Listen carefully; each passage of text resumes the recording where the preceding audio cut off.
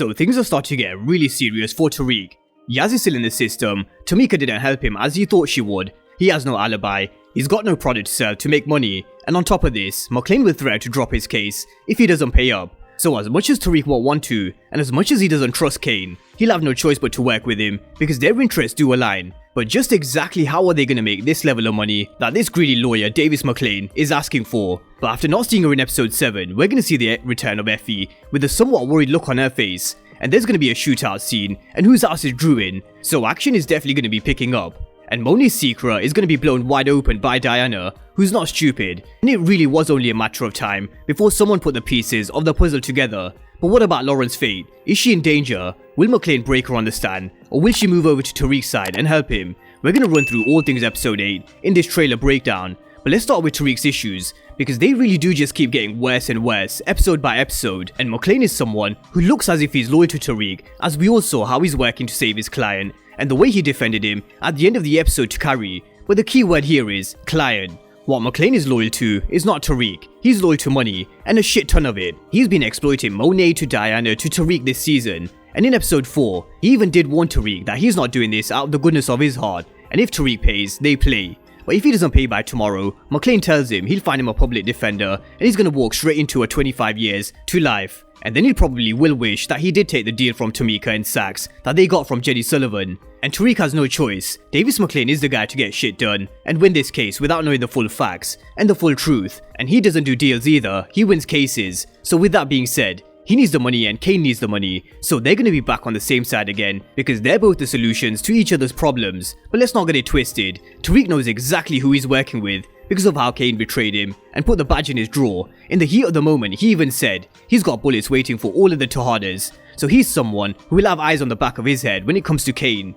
because he can't be trusted, and Tariq learned the hard way. But Kane's also been pushed in the direction of working with Tariq because of how Mecca's decided to work with Lorenzo directly, and he made him a deal where all of his product will go to him, and that means the business goes back to the streets and is taken away from Tariq at Stansfield. And Kane needs money to pay for Davis McClane himself, because as long as money's flowing in for McClane, he'll keep them in the loop if anything comes back on the Tejadas. But Kane's got a few problems. Firstly, he needs to stop creating all these problems for himself, because if he never planted the badge in Tariq's room in the first place, then he would never have been in this mess. All he had to do was talk to Tariq, and they could have come up with a plan. But Kane is someone who creates all these problems, and then he expects Tariq to magically fix them, and then he tells him it's a you problem, but technically it's their problem. Because if Tariq can't pay for McClane, he's gonna go down and he's gonna take Kane with him. And Kane is someone who really is running out of options. Monet knows who he is, but is only siding with him because of how Lorenzo's come in and taken over the family business. Diana knows who he is and just what he did to get back in with the family.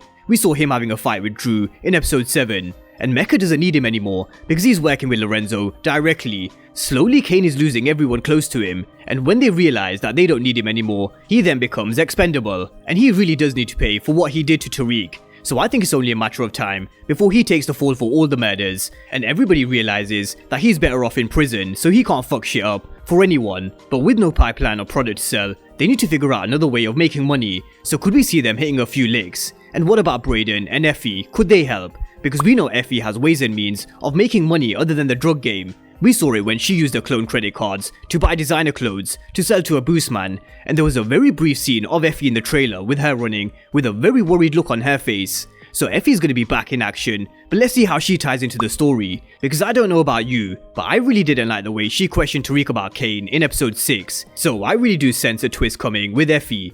But with Brayden, he's someone I can see helping, and he loves this shit, and Kane knows he can, so let's wait and see if he gets involved. But let's talk about Monet's secret with Zeke, because after all the lies, it does seem like the truth will finally be revealed by Diana, telling Monet that she's been lying to them their entire lives, and I hope you had a good enough reason. And we've seen the relationship between Monet and Diana on thin ice for a very long time. There's been countless of times where Diana's gone behind Monet's back, especially when it came to having Lorenzo released to stealing money. Monet herself, she put Diana in school far away from Tariq, even slammed her right up against the wall and threatened to kill her. And again, most recently, Monet telling her to get the fuck out of her way when Diana was just minding her own business. And at times, it really does remind you of the relationship that Tariq had with Ghost, because Tariq was sick of all the lies, relationship that he had with Angela, and how he wanted to choose Tariq's path for him. And it's a very similar case with Diana and Monet, with Monet having a relationship with Dante and trying to choose Diana's path. and slamming her against the wall. But Diana's a smart girl, and it does seem like she's put 2 and 2 together from the text that was sent to Monet, which was from someone with a name beginning with D, and then speaking with Zeke and him telling her that someone called Dante claimed to be his father. So Diana's definitely put the pieces of the puzzle together, and she's not afraid of Monet anymore. She's her own woman, and making her own decisions, and now she really does hold all the power to what happens next with the Tejadas. And in an interview a while ago, Latoya, who plays Diana, even teased, Diana may upset a few people, just wait and see. In my opinion, from the audience standpoint,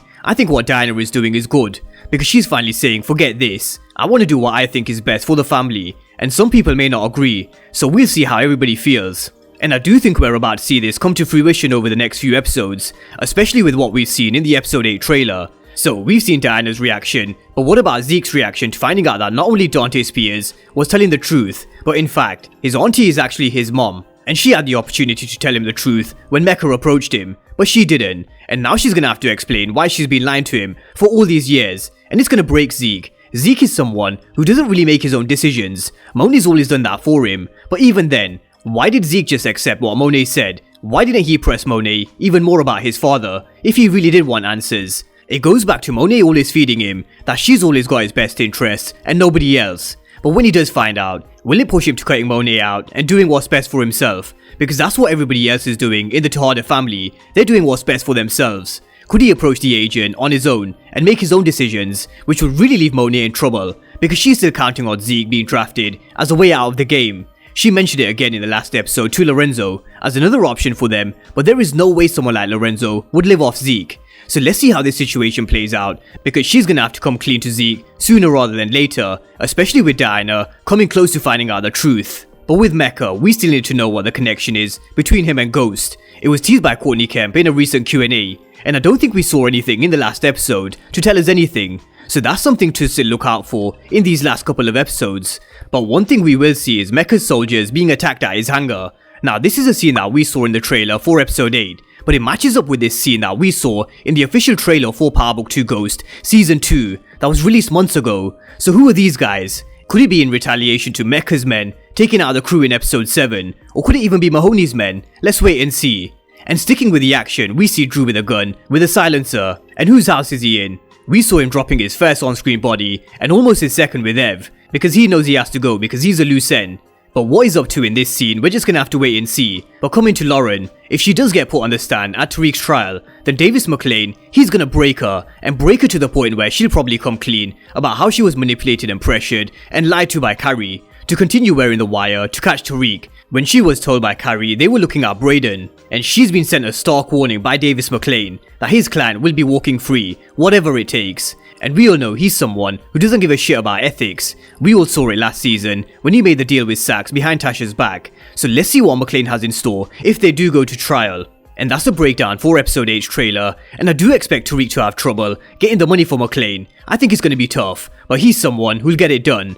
But what I'm looking forward to next week is Diana blowing Monet's secret wide open, and where this leaves the Tejada family and what Drew's up to next, because his character has really taken a dark turn since Lorenzo's release. So drop all your comments down below in the comment section and let me know your predictions from the episode 8 trailer. So drop all your thoughts down below, and of course if you're new to the channel and you haven't done so already, then remember to smash the subscribe button if you want to see everything Power Book 2 Ghost and Power Universe related.